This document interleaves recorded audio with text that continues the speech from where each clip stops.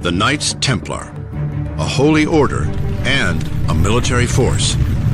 It is a paradox without precedent. This was a very new idea at the time. There never had been this idea of the praying monk or a priest taking up arms. They are sworn to follow the religious precepts of poverty, chastity, obedience, and piety. But they are warriors as well, the most indomitable and bloody the medieval world has ever seen. They weren't accepted by everybody. Certain writers thought they were, it was really strange to have military monks who killed for Christ. But when the founding Templars returned from Jerusalem in 1128, they have a powerful patron to help overcome any objections. St. Bernard of Clairvaux is the leading churchman of his time.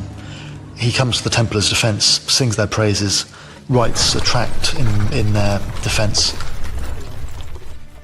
A Templar knight, Bernard wrote, is truly a fearless knight and secure on every side, for his soul is protected by the armor of faith, just as his body is protected by armor of steel.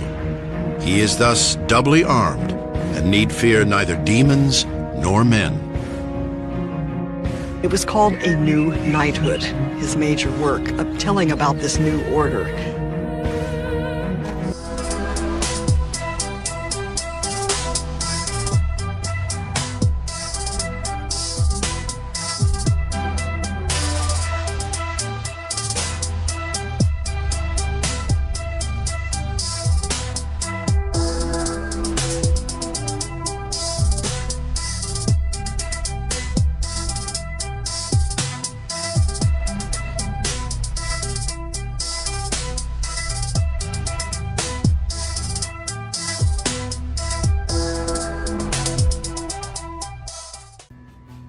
Before anyone would leave for crusade, whether it was a pilgrim or a noble or a king, they often would leave their land deeds, their charters, their jewels, their family heirlooms, precious items and objects in the Templar commandery closest to them.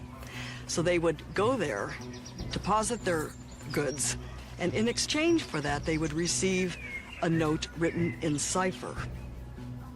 Every time you had to pay for something en route, you went to the local Templar commandery who would pay the money for you, recode your chit, and you carried on. And when you came home, you brought your final chit back and you either got a bill or the change. It was the charge card, American Express writ large. If they were robbed or if it was found by an outsider, someone, it would be of very little value. But the only way you could get the money out would be to crack the code.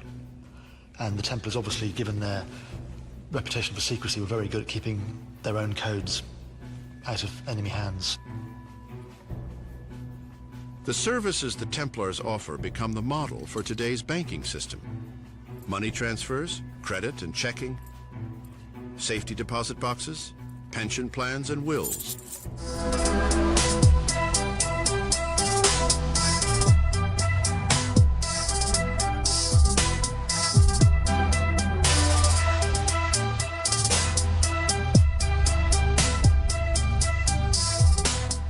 The Knights Templar are about to pay a terrible price for their decades of privilege in one of the greatest public scandals of the day.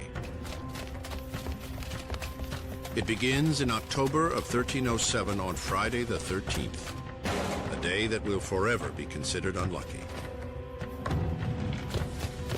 On that morning, Templar headquarters throughout France suddenly come under attack. Troops all over France opened sealed orders and arrested every Templar in sight. And they got a considerable number of them. Among those arrested is the Templar Grand Master Jacques de Molay and a dozen of his leading knights. They are charged with capital offenses and their properties are seized. Are the Templars about to be the victims of a conspiracy? Have their fame and rumors of their treasure and sacred objects made them a target? Or are the shocking charges that are leveled against them really true?